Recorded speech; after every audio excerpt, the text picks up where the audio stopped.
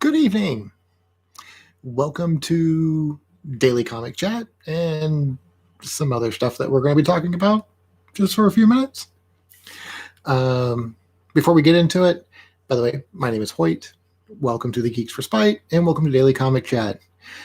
We try to do this every day, make for about a half hour of content where we just kind of dive into the individual parts of some grand event. Right now, we're in the middle of the Evolutionary Wars. Well, not really the middle, kind of the beginning. Anyway, the last two videos are up on the channel if you want to go check them out. I will also try to put little card thingies here if you want to go back and watch those later. Basically, at this point, we have had two interactions with the High Evolutionary's people. We've seen the High Evolutionary once. We've got a little bit of his backstory. Today, we're moving into Silver Surfer's first annual off of his series in the 80s. This series, or at least this annual, also brings us some interaction with the Eternals. For those of you catching the MCU, yeah, it's those guys, but they look really weird. Well, not weird. They just look like 80s comic book characters.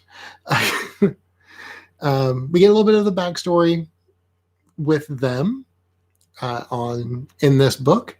They also get played off as being kind of dumb. Well, not dumb, just naive. Anyway, it's a much better story than yesterday's, where Frank Castle shot at high-tech power armor with machine guns and won. So that's what we're looking at today. As always, though, just remember, please like, comment, and subscribe. All that, call to action stuff that we're supposed to do in these things. Also, we've got shorts coming too. We're trying them out. Why not? They're neat, they're easy, and they're usually just bad geek dad jokes. Also, again, should be up here. Anyway, so let's dive into Silver Surfer Annual number 1 and figure out, honestly, if this is a better story than The Punisher. So the annual actually doesn't begin with Silver Surfer. Most of these haven't began with the main people. They kind of like something on the side. It begins with the High Evolutionary basically walking right into the secret hidden kingdom of the Eternals. Something that no human knows or should know is there. But at the same time, he kind of shows up. There's a little bit of a fight. The Eternals are kind of like, you're a human. How do you know we're here? And he's like, I got a deal for you guys. Because I want to create what you have. And just like you guys with the deviant line of the Eternal genes, I want to cut them off like you guys did.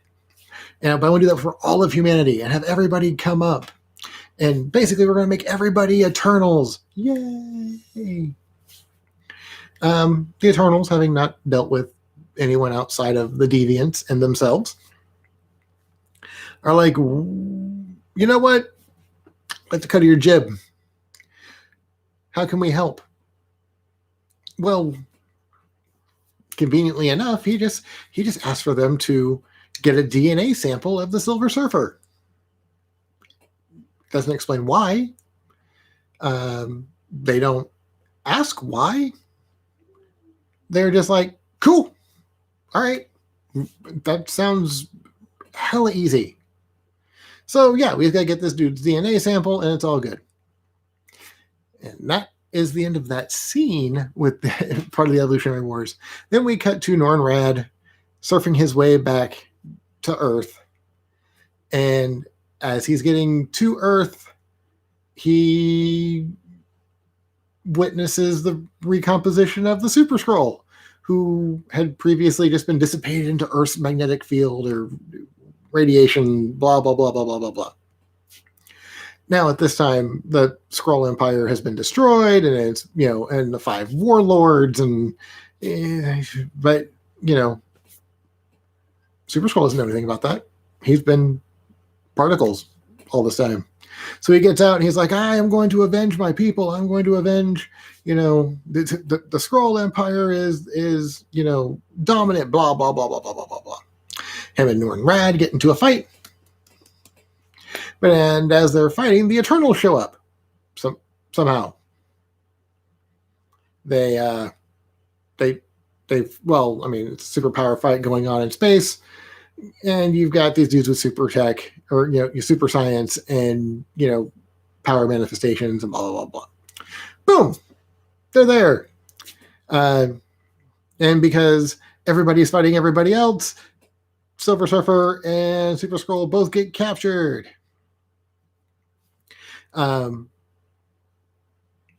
They go back to a lab. They've got Super Skrull in one tank, Norrin Radd, Silver Surfer in the other one.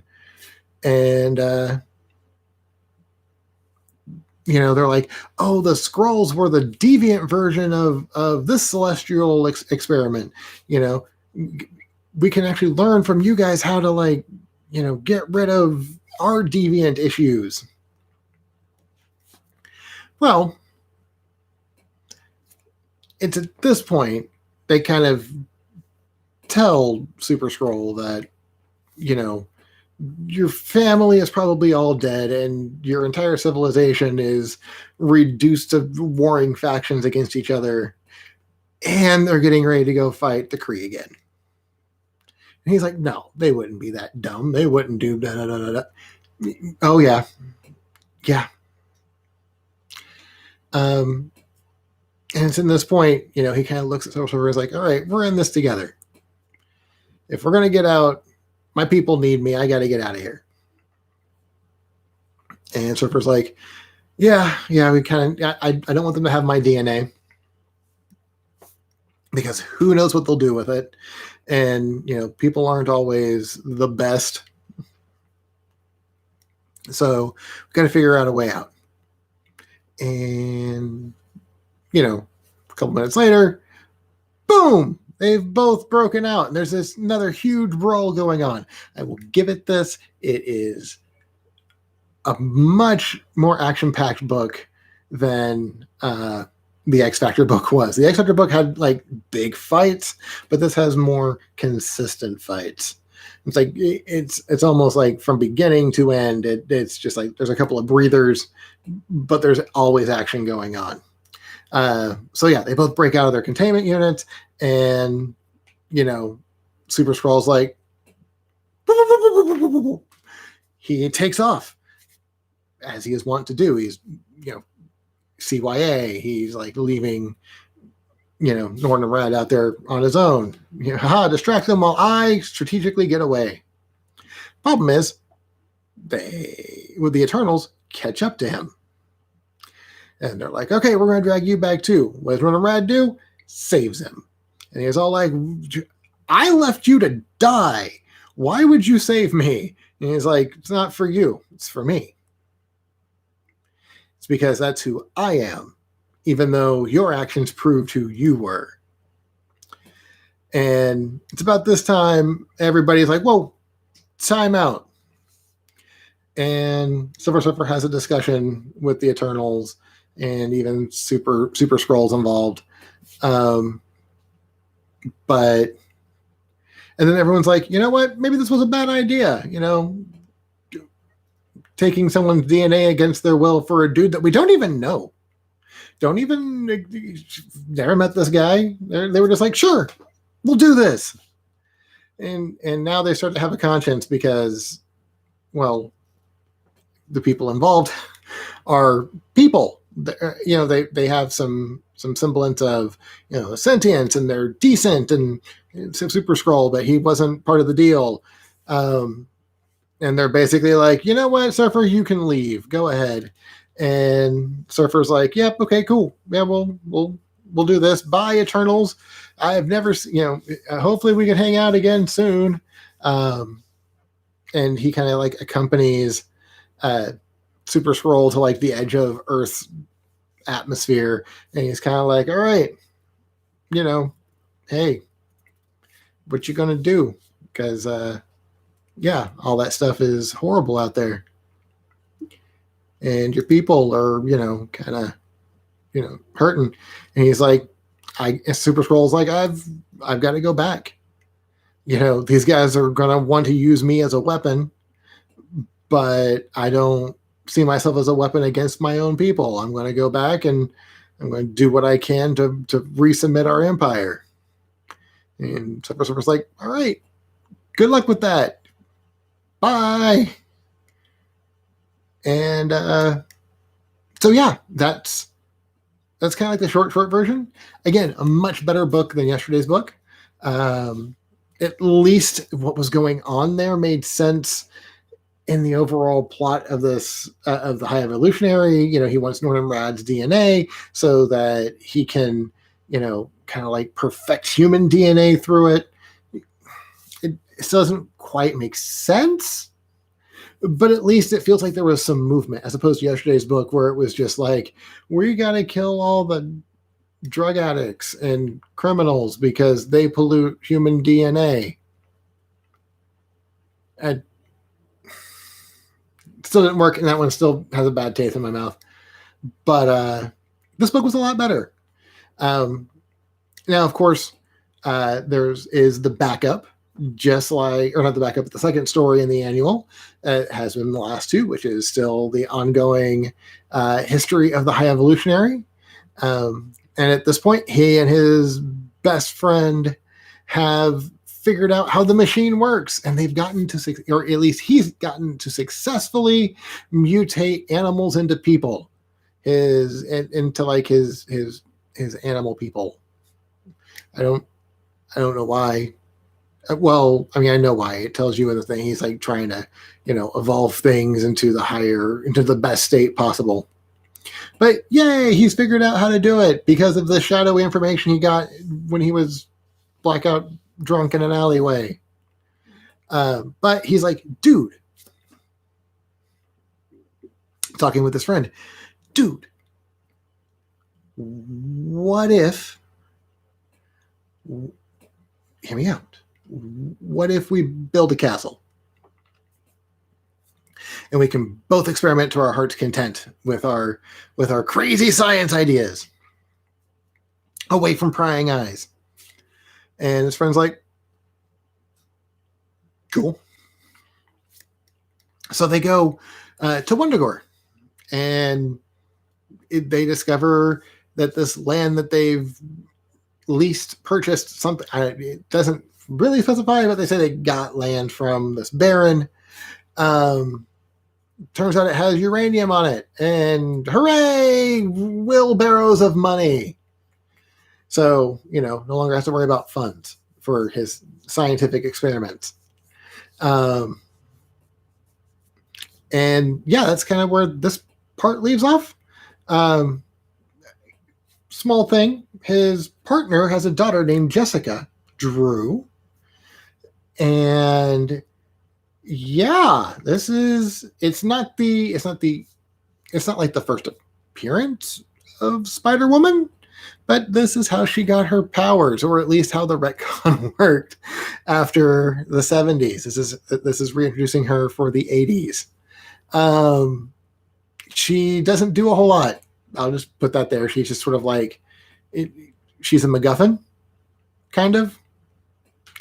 But anyway, so that's Daily Comic Talk on our Evolutionary Wars. But I do also want to talk a little bit about WandaVision. Okay, so finished episode 7. Up to this point, I've pretty much enjoyed the show. I liked where it was going. I was not one of those people that got one of those, or got any of those, high expectations, or wrote the story in my head that I wanted to see on TV. I wanted the show to give me its story, as opposed to me superimposing my story onto it. So this whole, the whole, oh, I think mutants are going to come popping out of this series, or, it's going to introduce Reed Richards. And granted, there's a couple of spots or there's at least one spot where you're like, oh, this aeronautics, dude, is that Reed? Well, one, they didn't give their name. They didn't say anything about them. They said it's an aeronaut. When you give the hints, the people will react to the hints, and they will try to, fill the gaps however they want. But I don't think there's been any like real groundswell of like concerted effort that everything that the fans are talking about is going to happen. I don't think this is going to be, House of M in reverse, where it's like more mutants and it's going to come across the entire globe. I honestly think Pietro is Mephisto, which kind of makes sense just because of the storyline that they are running in WandaVision. If he's not Mephisto, then he's Pandemonium, or Major Pandemonium, the dude with babies for hands, which is also one of the key people in the Wanda and Vision and the Scarlet Witch story, where they have the twins. I like the little pastiches when it comes to like the sitcom settings, where it's not aping exactly one show, but it's like a feel, and they've done a pretty good job on those. I'm always a fan of Kat Denning. I think Darcy and Jimmy Woo need to have their own series, which I've heard that floating around the internet a lot too. But I kind of agree with that one because they have really good chemistry, and I think doing it in like shorts would be great. Like not like a series, not like a 30-minute or 45-minute episode series, but like 10 minutes where it shows them getting to a place, starting a bit of an investigation, and then maybe a second part that's like 10 minutes long that shows up later on down the line that shows how it ends. I think that would be kind of a neat idea. And that way people can create the story in between in their heads, because we're already going to do that.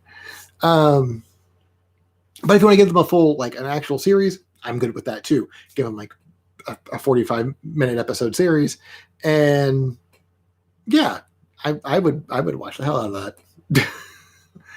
that.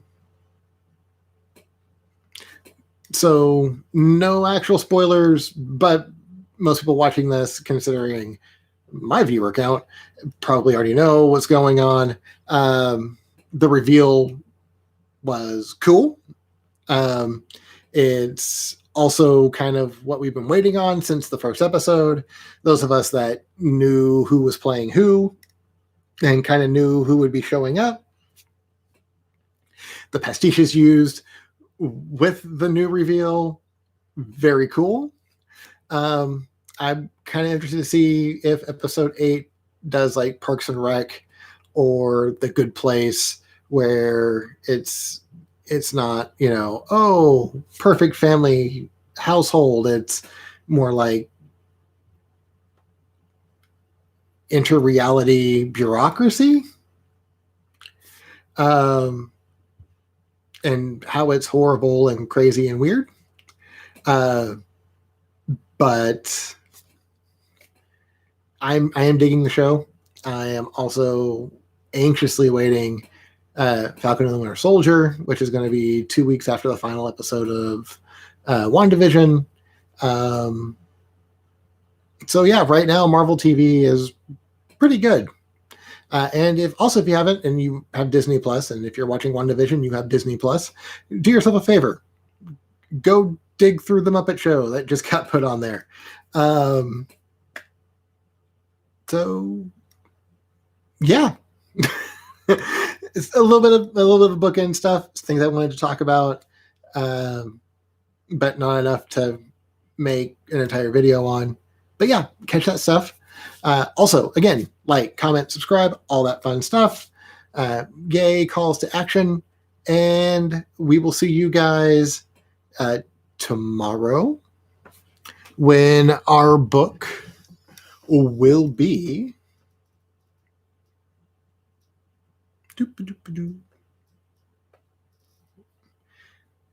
didn't keep the screen on, so I have totally lost my place. Oh, that's right. New Mutants Annual number 4, where somebody gets kidnapped, somebody gets power augmentation, and some poor sheriff in New York has a really, really weird afternoon. But anyway, I've been Hoyt. This has been Daily Comic Talk, and thanks for hanging around to the Geek for Spite.